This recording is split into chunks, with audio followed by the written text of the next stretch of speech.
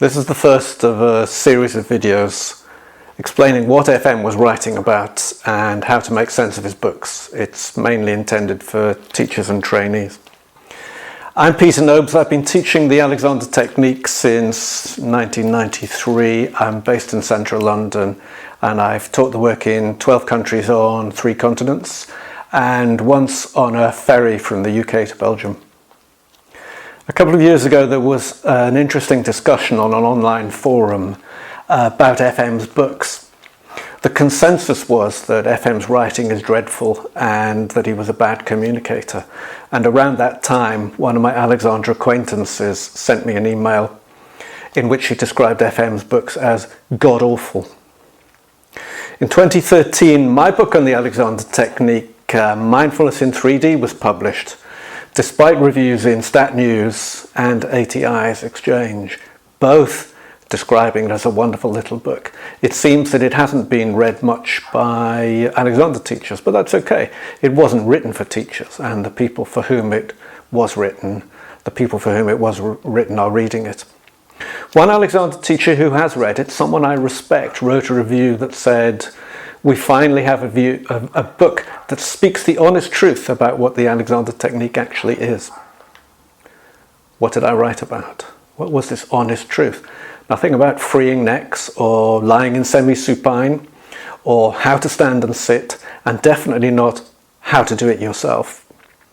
It is simply about the benefits of learning the technique with a teacher who will show you how to do it yourself, and most of those benefits are not physical. Following the discussion on the forum, I decided to write another book, this time explaining what FM was writing about and therefore presumably what he was teaching and how to get the best out of the books, because I've read them many times over the years and personally I don't find them dreadful. Like the work itself, they are simple but not easy. The working title for the new book, which is currently with the editor, was How the Alexander Technique Could Change the World and Why It Won't. That isn't going to be its title, but it's true. FM wrote about how his work could change the world, and it hasn't yet. I met socially an influential psychologist working in the UK prison system. I said to them that I had something that could help their clients. I could teach them something, an exercise in finding out what thinking is, the most mental thing ever discovered, that would help them acquire conscious control of their mental and physical powers, help them stop and think before acting, help them develop control of their reactions and quicken their conscious minds, help them be free from emotional gusts and to find within their minds the ability to resist, conquer, and then finally govern the circumstances of their lives. I hope I don't need to point out that those are all quotes from FM or Dewey, and also that these benefits are all non-physical.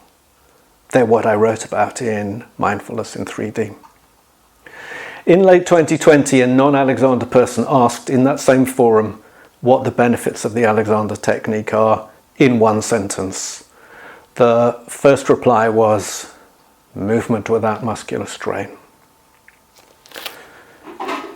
Here are 4 of my collection of hardback copies of FM's books. There's very little in here about movement. There's even less about movement without muscular strain. There's much more about consciousness and choices and changing behaviour. Constructive, conscious control of the individual, not constructive control of how we move. Use of the self, not use of the body. Consciousness and choices and changing behaviour. That's what FM was teaching and what Dewey was learning. And which would you rather learn? Which would you rather teach? How to move more easily? Or how to resist, conquer, and then govern the circumstances of your life? I just asked Google what the primary control is, and it told me it's a dynamic head-neck-back relationship. And yet in the preface to the 1945 edition of Man's Supreme Inheritance, FM wrote that the primary control makes it possible for man consciously to change and improve his behaviour, when we could be offering the world a means whereby to change and improve our behaviour. Some of us, maybe the majority of us, are offering a means whereby to change and improve movement or change and improve our bodies. The Alexander technique could change the world. For instance, we could teach prisoners a means whereby to change their behaviour, resulting in fewer reoffenders and therefore fewer prisoners. But it won't, because it seems that that's not what the majority of us are teaching. And it's not how we present ourselves to the world. The psychologists looked up the Alexander technique online and then said they weren't interested because all they could find was stuff about bodies and movement, and they didn't see how that would help their clients. Why does all this matter? In a sense, it doesn't. If you like teaching movement without muscular strain, or as I've read on other websites, release of muscle tension or fascial stretch or poise or how to move in a more comfortable way, and you have clients that like learning that and benefit from it, why change? And if you're making a living doing what you're doing, why change? But most of us aren't. I did a workshop for teachers at an international conference in Bordeaux a few years ago, and I asked who was making a living from teaching the Alexander work.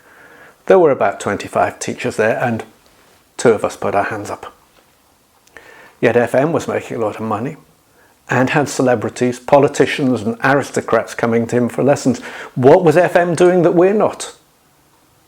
Well, he was teaching the primary control as a way of changing behaviour, not as a way of changing movement. And interest in the Alexander technique is declining. According to Google, 1/4 as many people are searching for Alexander technique now as were in 2004. I'm going to say that again.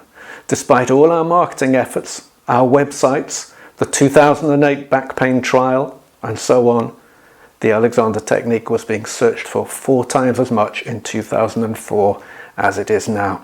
At this rate, we're going to fade away to nothing. It's a tragedy. If we keep doing what we're doing, we'll get the same results. So if we want different results, we need to change what we're doing.